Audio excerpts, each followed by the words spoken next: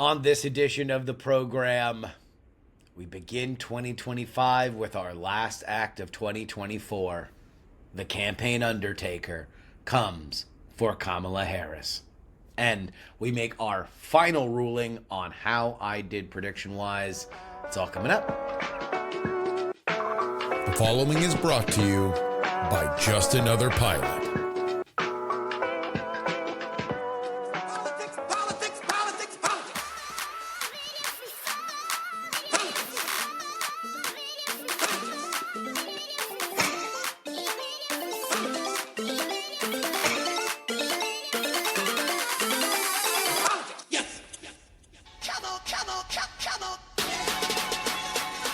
Hello and welcome everybody to the Politics program for January 2nd, 2025. Happy New Year to everybody who didn't already get a podcast because you subscribed on Substack on Thursday. But we are here, we are gathered because we're going to have a lot of news that'll be happening over the next several days. A lot of speaker stuff, a lot of certification of the election, first 100 days. But before we focus with the present, we need to deal with the past.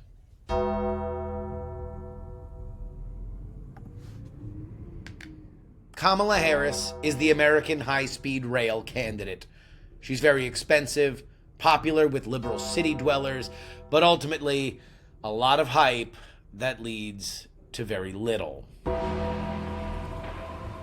Well, she's not necessarily a poor candidate in every context. She's now struggled twice on the national stage with median voters, both within and outside of her party.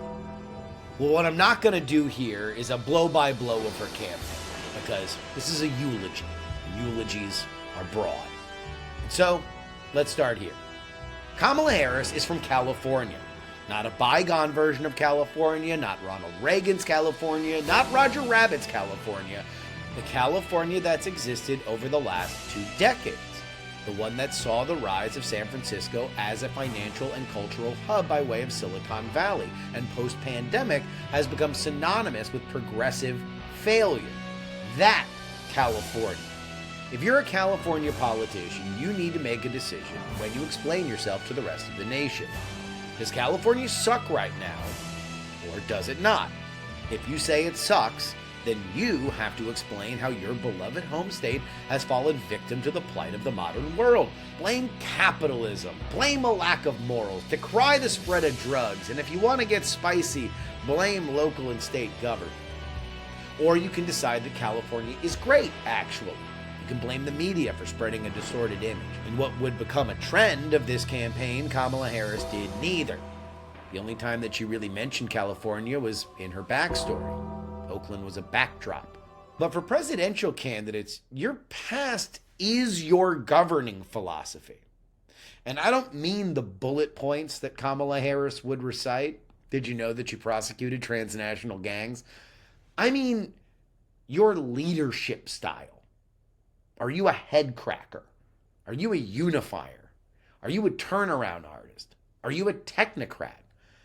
And from Kamala Harris, we've consistently gotten a little bit of everything, which means definitionally, you get nothing.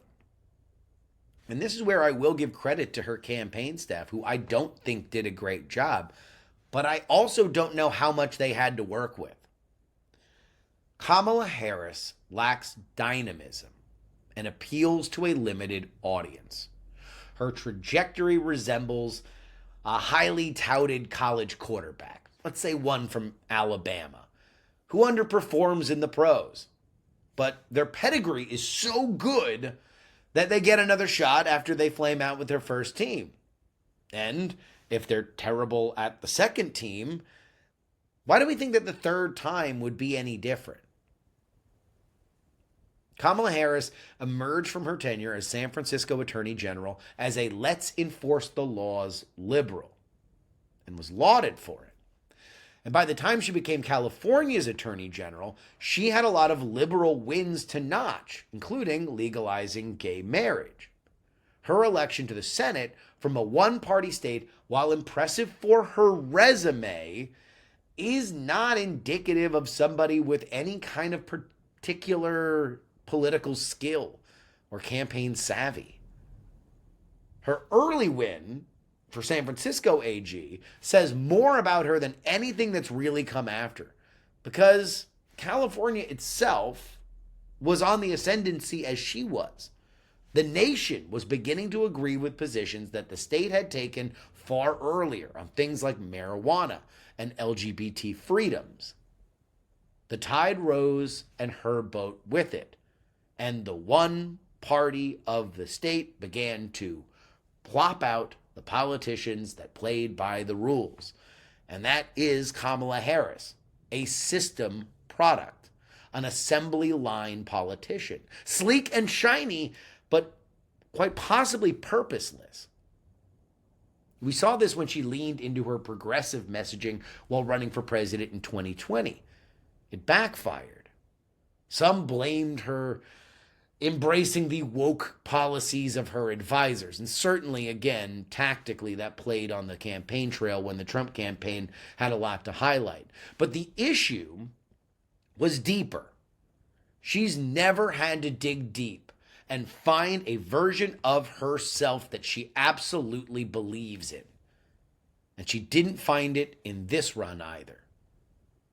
True authenticity emerges when people believe in a politician's core identity. Even if they disagree with their views, they sense an underlying worldview driving the candidate forward.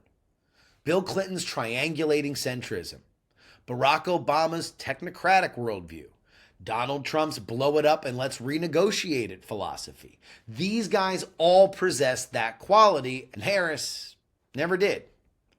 If anything, she became the mascot of a broader problem in the Democratic Party, which is to believe that messaging alone can solve fundamental problems.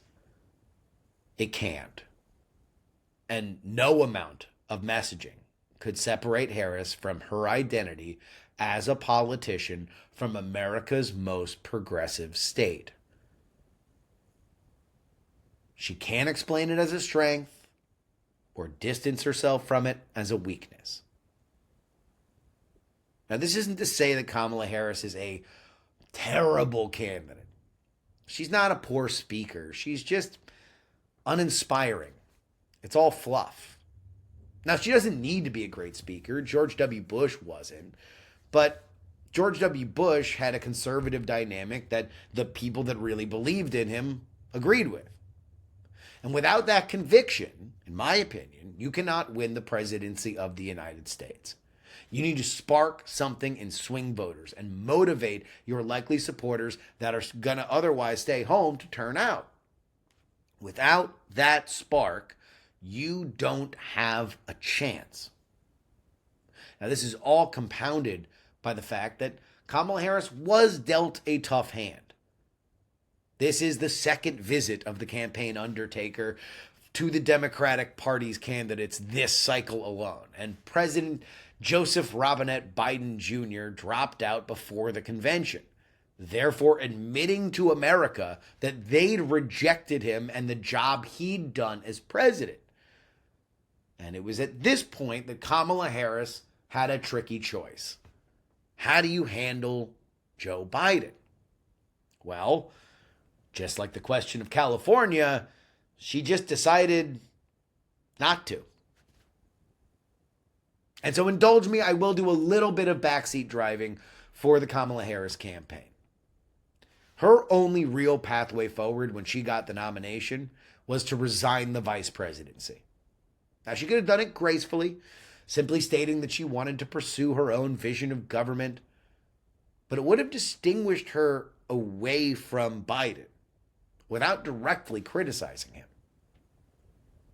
The fact that this wasn't even something that was even discussed or floated as a rumor, to me reveals how much Democrats misread the situation. They really did believe that politicians are just interchangeable parts. Failing to recognize that when you are crafting a multi-year national narrative, you cannot take voters for granted like that. You have to have a reason why these things happen. You have to excite them. You need to be alive. You need to be vital. Only bold moves could have saved Kamala Harris. Instead, we got a copy of a copy of a copy of the Obama Democratic presidential campaign. Celebrity endorsements, polished interviews, and rigid talking points. Not a speck of humanity in sight. And when you have a very charismatic candidate like Obama was, it doesn't matter if when you look closer at him, he doesn't seem particularly human, because you enjoy spending time with him. When you're Kamala Harris, well, not everybody can be Barry. So when you know you're trailing, you need to get aggressive. You need to try every strategy possible. And if you're not willing to think creatively, then, well, what's the point? But this is not simply a eulogy. No, this is a prelude. In politics, what is dead may never die. And I believe Kamala Harris is the next governor of California. And I think she might be popular. California's at a bit of an inflection point, and they want somebody that is less liberal than Gavin Newsom. California might be the only state in the union that would realistically think of Kamala Harris as a centrist. She'll have the political clout to do otherwise unpopular things that will be quality of life improvements to the citizens, like bolstering the police force. And she could again go back to the best style that, in my opinion, suits her. The law and order liberal, the one who decided to enforce the laws in San Francisco. To use a football analogy, Mac Jones was a good quarterback in college at Alabama, but he's been mediocre to bad on now 2 NFL teams. But what if Mac Jones had the option to go back to Alabama? There's every reason to believe that he would be awesome. And I will say the same for Governor Harris. Plug back into the matrix. You're a one-party candidate. Well, there's a one-party state that wants you. But if she decides to run for the president again, I have a sneaking suspicion that I'll be saying the same thing that I've said once before, and I will tell you again now for a third time. And that is Kamala Harris's presidential hopes can now rest in peace.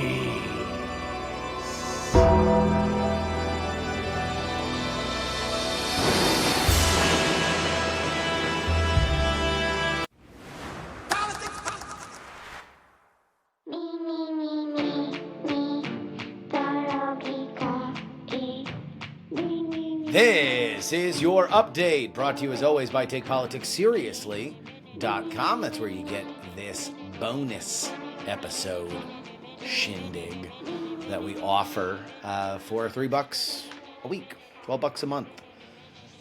Price of a cup of coffee. If you buy me a cup of coffee to talk to you for another 2 hours about politics each and every week, especially as we enter into the first 100 days when they're moving fast. Well, head on over there, TakePoliticsSeriously.com. And of course, if you want to lock in the $99 for a year deal, cheapest way that you can get the program, over 150 episodes of PX3 for less than $100, less than $1 an episode. Come on. What are we doing here, guys? TakePoliticsSeriously.com. And now the update for stories that we didn't have a chance to get to. President-elect Donald Trump says he is willing to make calls to lawmakers to drum up support for Mike Johnson as he seeks to reestablish himself as Speaker today on Capitol Hill. Speaking briefly with reporters outside of his New Year's Eve party at Mar-a-Lago, the president-elect reaffirmed his support for the Louisiana Republican after his formal endorsement on Monday. Quote, he's the one that can win right now. The boost of support comes as Johnson's path to retaining the speakership is tenuous With the expected makeup of Congress on Friday, he can have only 2 Republican defections, and one of them, Thomas Massie, has already said he will not be moved. Now, Johnson has said that he will have the votes today when this happens. He does not currently have them, but we are not hearing of any specific rising up a revolution, a bunch of people that are going to do it. The way I see it is this. You're way more likely to have 12 people oppose his nomination than to have 3 people oppose the nomination, if that makes sense. So it's not going to be 3 people on principle. It would be 12 people who want something or who desperately want anybody but Johnson to be the speaker. And we don't have Matt Gaetz there anymore. You know, Matt Gaetz was the reason why this got all haywire with Kevin McCarthy. Also, people aren't just going to have to dodge a Chungus phone call. No. Daddy's home. So if somebody wants to delay things, well, they're going to have to deal with Donald Trump when he gets to D.C. So it's going to be interesting. My suspicion is that Johnson will get it. Thomas Massie will say no. But other than that, all the usual suspects of people that actually want the job, Jim Jordan, Steve Scalise, they've already backed Johnson. And at a certain point, you have to wonder, if you're one of these congressmen who are thinking about voting no, does that outweigh the fact that Republicans actually control things this time? And they got to get stuff through. The most tenuous leg of that particular mechanism, that Republican mechanism, is the House. Do you want to stop getting out of the gates that soon? In his waning days in office, President Biden will award the Presidential Citizens Medal to 20 individuals at the White House. Notable recipients include former Representative Liz Cheney, recognized for her January 6th committee work and democracy advocacy. Other honorees include Benny Thompson, who also was on the J6 committee, Senators Chris Dodd and Ted Kaufman, Mary Buonato for miscarriage equality work, Bill Bradley, Diane Carlson Evans, Nancy Kasselbaum, and posthumously Mitsui Edo Tatsumi. Biden has also discussed potential pardons for Liz Cheney and other Trump critics. There's a lot of weird stuff burping out of the final legs of Joe Biden's political career right now. A lot of leaks, a lot of legacy leaks. Joe Biden came out and said, well, you want to know, I could have won. I could have beaten Trump. Just so everybody knows. You guys ran me out. Apparently you didn't want old Joe stinking up the joint. Well, we lost anyway. Maybe you should have stuck with the old fox. No, they shouldn't have. I mean, he should have dropped out earlier. Maybe he would have given somebody a fairer shot. But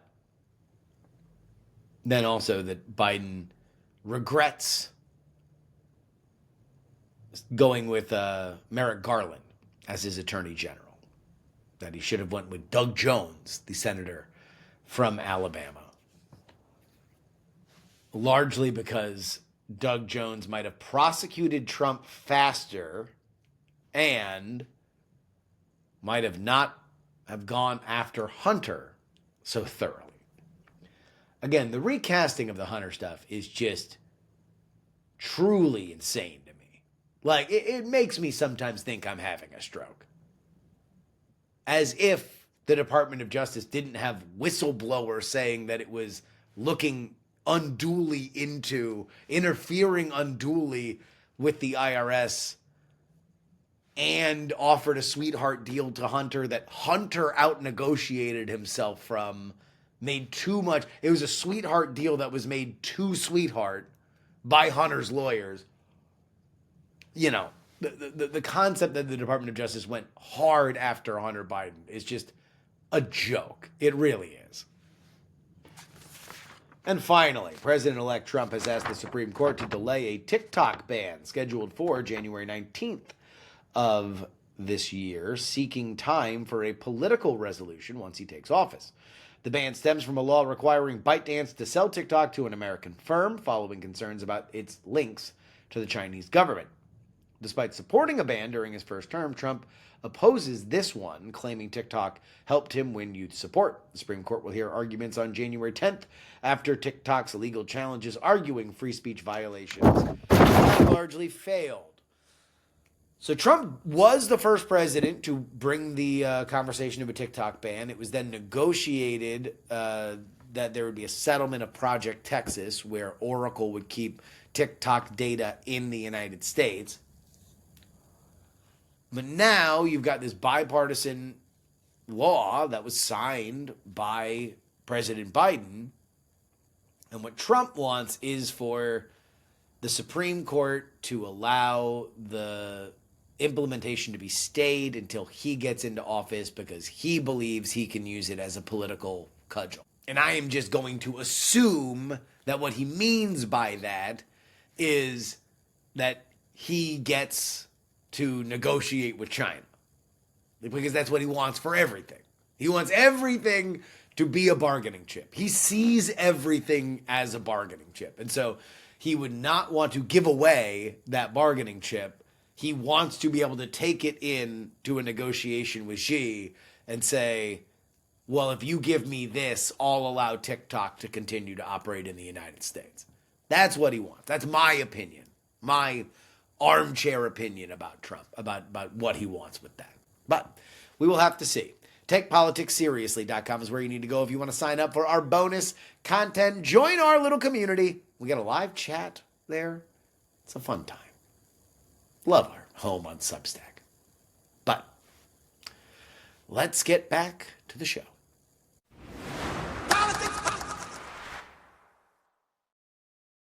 All right. I need to determine what my final grade is for predicting the 2024 election. And if I want to have an honest, fair judge, well, I can think of no one better than son of a judge and my co-host on We're Not Wrong, Mr. Andrew Heaton, who is joining us live in studio. How you doing, buddy? A pleasure to be back.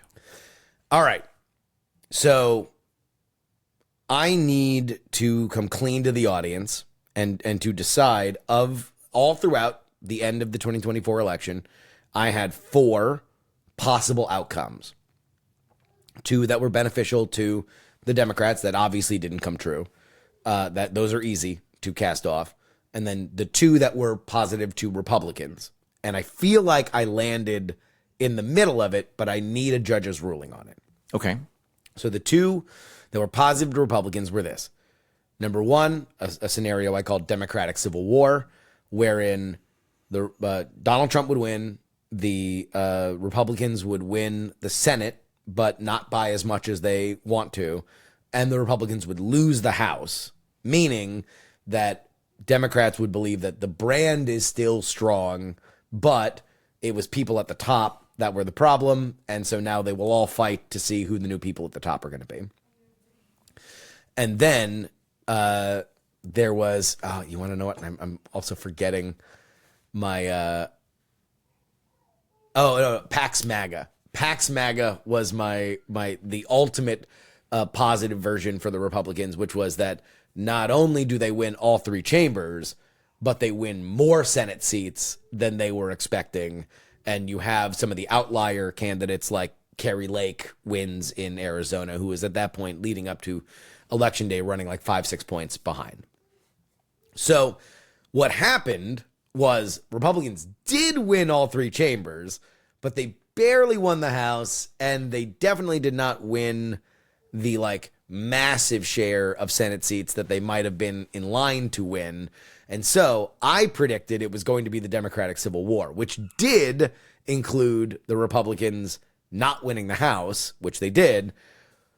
But I don't know. Where do you think that this election landed? Was it more Democratic Civil War, or was it more Pax MAGA? I'm going to focus entirely on the composition of the House and Senate. Okay. So if, as I understand it, Pax MAGA, they get both chambers and the presidency, and they have excess political capital within these. Democratic Civil War, it's a split chamber, and by virtue of that, the Democrats go at each other with knives, right? Yes. Okay, I think it's harder to quantify the social capital. It's easier to just look at the composition. So if you said that there was going to be a split chamber and the Republicans won, then you were incorrect about that. Yes, I was incorrect. You were going for Civil War then. I mean, you're correct in the sense that they're coming at each other with knives. Yes, like you're right about that. But I would that's where But that was probably going to happen regardless, though. I don't see a situation where that is kind of cheating. The Democrats lose the White House and Alexandria Ocasio-Cortez and Matt Iglesias go get cocktails and like chink chink. Yeah, better luck next time, gang. We really did good. Just sometimes you win, sometimes you. They were always going to fight each other if they lost. So yes. I think that yes, I rule begrudgingly against you. That it's Pax MAGA. Yeah. That even though they only have a 3-seat lead in the Senate and not a 6-seat lead, which was part of my description when I was asking people to slot things in. Yeah, I'm well, I guess here's where it boils down. How overwhelming of a Republican win do you think this election was?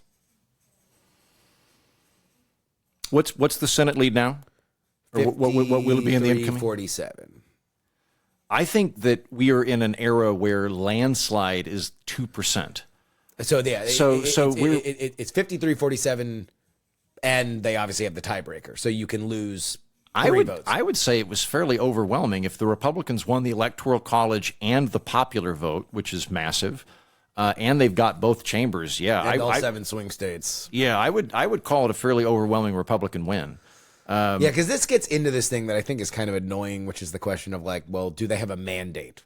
No, is there a mandate? No one ever has a mandate. No. Shut up. Like no one ever has like if I'm elected as a member of Congress for the good people of Scabies County, and I am sent. You know who I represent? Scabies County. I don't represent the American people. Yeah. No congressman represents the American people. When I worked in Congress, look, like members of Congress are as much as I frequently lampoon and despise them, they are fiercely protective of their district. They really, really care about jobs in their district. It's one of the problems we have in our system is if in Scabies County, for some reason, there's a cavalry base, you know what I'm going to be really in favor of as a congressman from more Scabies money for the cavalry more base. Horse money. Yes. Right? Even though like every single defense person could come to me and go, this is going to be a waste of money. We really need, we ought to have more stealth bombers and fewer horses at this point. I'm absolutely going to, that happens every time, right? So if I'm a Democrat who's been elected in the, I don't know, the almost half amount of districts. No, I represent the people that elected me. Like you can argue that I would argue you represent your entire constituency. I think functionally most members of Congress now only represent the people in their party because they're not in a competitive district, so they only care about the primary. But in any event, that's who they care about. And if I'm elected in a Democratic district and a Republican wins the presidency, the whole we have a mandate thing. What that means is quit being a Democrat. That's stupid. Like you're not like you don't roll over and just accede to whoever wins the presidency because they won the presidency. That's moronic. I mean, I think that's like it's a little bit of fear mongering's too dark of a term, but it's more just like look at what the people decided. Like maybe you should not be such an a-hole if we're trying to pass laws. The mandate is absolutely true about if you lost the election, you got to leave. Like that's where the mandate kicks in. It's like if you're like I feel like I would be a better representative, and they're like, yeah, but you lost. That's the mandate. But no, I don't have it. The mandate argument is a way to try to make people look bad for not doing what you want. It is a fallacious argument. I don't give it any time. Well, I think it also is kind of weird because then it gets into the question of like, okay, well, you know, if somebody wins the presidency but wins by less than Ronald Reagan in 1984, do they have less of a mandate than Ronald Reagan had? Like even the mandate thing though. So like you look at Oklahoma, or who's the most red? Hear this. I mean, like you have to like this is like an actual thing that's talked about in D.C. Yes, it. Okay, so like Oklahoma, where I'm most familiar with, Oklahoma has 77 counties. All 77, I believe, went Republican in this last election, right? It's one of Trump's favorite things to say about Oklahoma. You look at it is a very conservative state. I'm not disputing this. The Republicans are in control. I'm not disputing any of that. But it's slightly deceptive as well, though, because you're looking at those counties going, oh, overwhelmingly Republican. It's like, yeah, clearly won a majority in every county. I'm not disputing. But you still have like, I don't know, 4 out of every 10 people that went Democrat. Like 40, or let's say 45-55 split, something like that. Like let's say 42-48 split in Oklahoma. Yeah, that is a significant difference that makes it the Republicans won, but there's still 42% of the people that voted against it. And I'm going to refrain, Justin, out of respect to you as a friend, and because I'm a guest on your program, I am not going to give a screed about ranked choice voting. All I will say is that in a first past the poll system, the winner takes all. And so you immediately discount what could be 49% of the people in a district. So it's for the reasons that I don't really believe the whole mandate philosophy. Yeah, I think on some level, the concept of a bigger win means that maybe if you're on the fence for voting for something or blocking something, that you should probably, for your own longevity in politics, think twice about it. Sure. Like, I buy that. I just don't. I think it winds up just getting thrown around as this, like, we won by a landslide, like, versus like, okay, well then what's a landslide? I tend to believe that this election is about as big of a landslide as you can get in our current world of polarization. Like, if you look at how split we are and how few in the middle median voters there are, when you win all 7 states and you are not, I don't think that there were any swing states that ended like within a point. I think they were almost all like a point plus, which has not happened in a while. Like, I'd have to look back at it, but I think it was like both previous 2 elections. I think you're right about that. The swing states were within a point. And so it's like, all right, if you're winning by, I mean, look, we shut it down on election night. Like, that hasn't happened in, at least it didn't happen in 2020. No, we just kind of like faded away in 2020. Although so I don't have the figures at the top of my head for 2024, but in 2020, which was, they flushed out the Republicans, the Democrats have taken control again. The overall turnover, like I went and crunched the numbers myself, and maybe I'll be off by a couple, but when you looked at state legislatures, governors, members of Congress, the Senate, and the White House, like I didn't get into city council, but like basically everything from the state level up, the turnover was about 7%. Like 93% of all of the elected offices in our country were retained by the party that they went in with, and that was what a watershed moment. Biden's come in and Trump is gone. It's like, we've had a 7% swing in this massive moment, because most districts are incredibly stable, and most states now. And that's the other thing, is that it's like the most apocalyptic stuff that you could say from the Democratic side is like, they lost the Senate this time because of 3 states that are now just solidly red that happen to have Democrats that used to play there. West Virginia, Montana, and now Ohio. Mm-hmm. And it's like, West Virginia, the only person that was ever going to win as a Democrat there is Joe Manchin. Yeah. Montana, I'm not surprised by. John Tester was again, one of the only dudes that was going to win as a Democrat. Ohio, I'm surprised by. Ohio surprises me. Ohio was red. And now you had 2 neophytes that ran out. One was an open seat, but it was like you had a bright young a star in Tim Ryan, who was like a Youngstown, Ohio guy.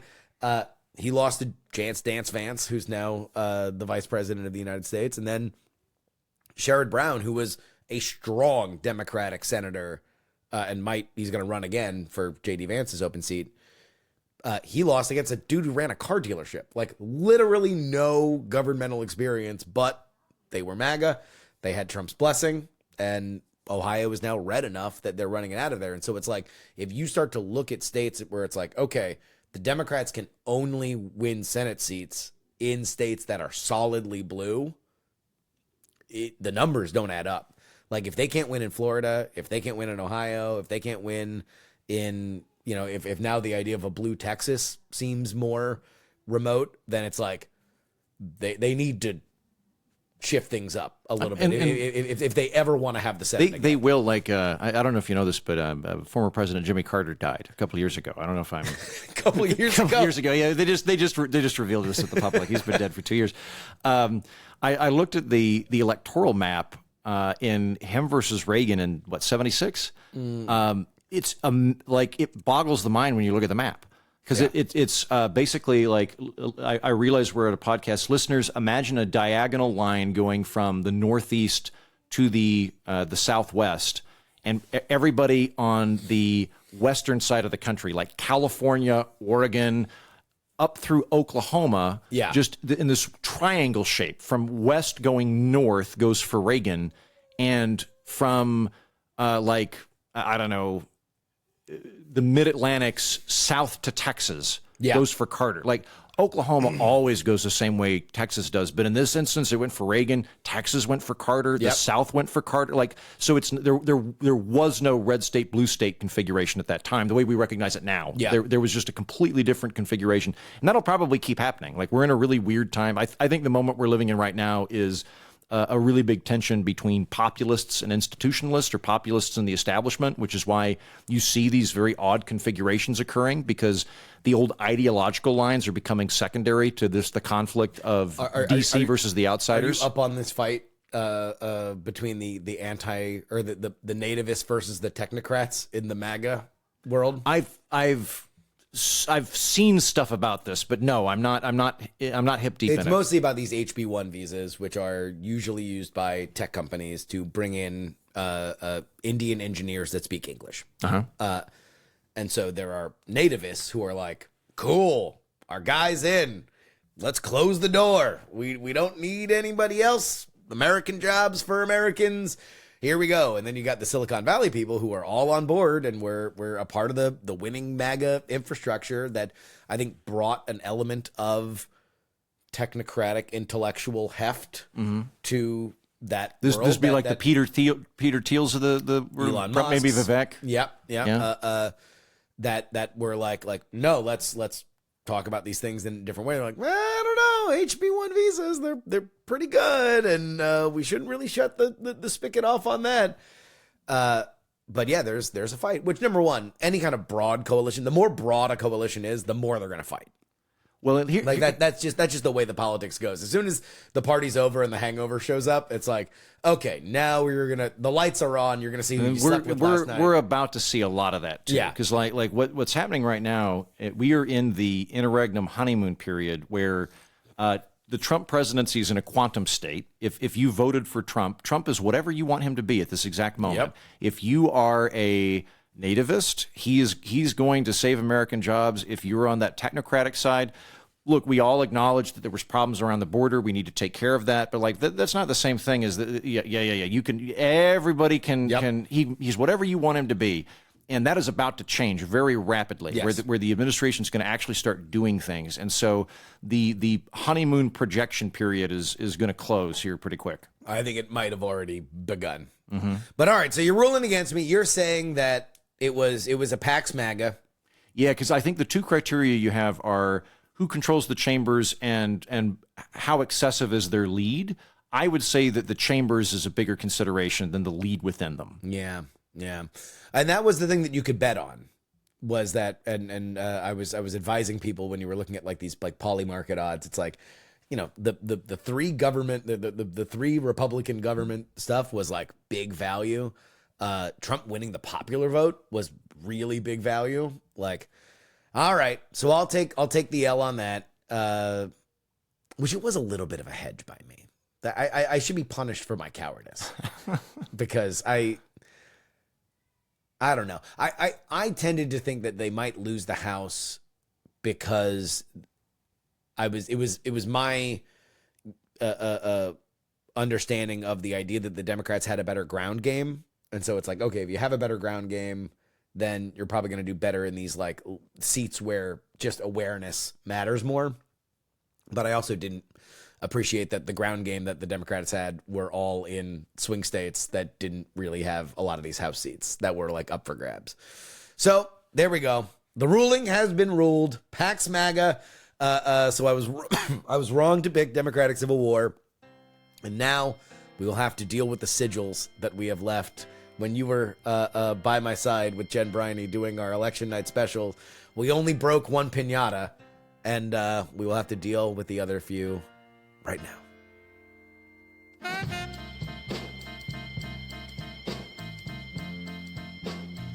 Now we are on the set that we recorded our special, our election night special. As you can see, none of the piñatas have moved. And so, as decided, the first one to be destroyed, to be disposed of, is the great hope of the Democratic Party. This was Kamala winning, but the Democrats losing the Senate because they had a hard road to hoe. So here we go. Hey, maybe a little less Liz Cheney next time, huh? Oh, there's candy in here still. Get out of here! Our last two, I chose Democratic Civil War as signified by our whiskey bottle. And so, it is our whiskey bottle that bit gets destroyed. It's a solid ruling. A solid ruling by Andrew Heaton.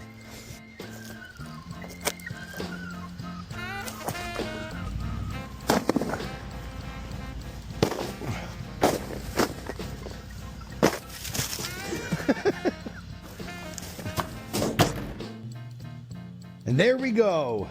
The cheese stands alone, shining big and beautiful in the new dawn of a new legislative session, a new administration.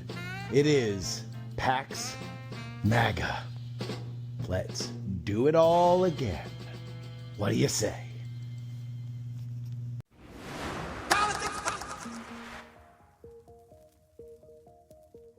And that'll wrap it up for us today. Politics is brought to you by you, everybody who supports the show. It is written by me, Justin Robert Young, for Dog and Pony Show Audio in Austin, Texas. You can always email the program, theyoungamerican@gmail.com. Find, follow, and share video clips of the show.